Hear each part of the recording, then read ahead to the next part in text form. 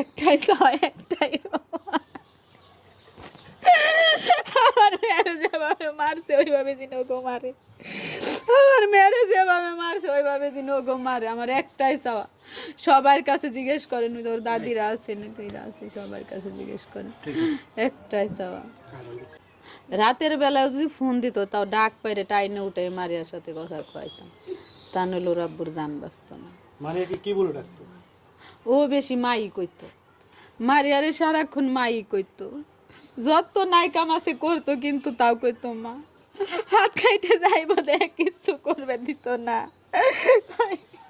তো কোনো কিছু করবার করলে কইতো হে হাতর বাপের ফোন দিত, আব্বু তোমার বউ আমার এই কামে কয়, তোমার বউ, খালি কইতো তোমার বউ, খালি কইতো তোমার বউ।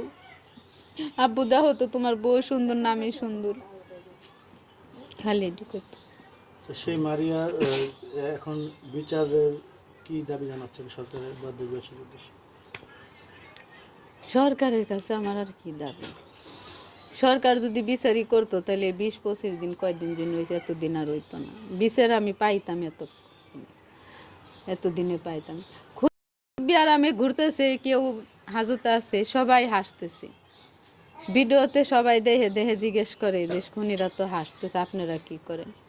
আমরা আর কি করবো? আল্লাহ যদি সহায় থাকে তাহলে এর বিচার পামু।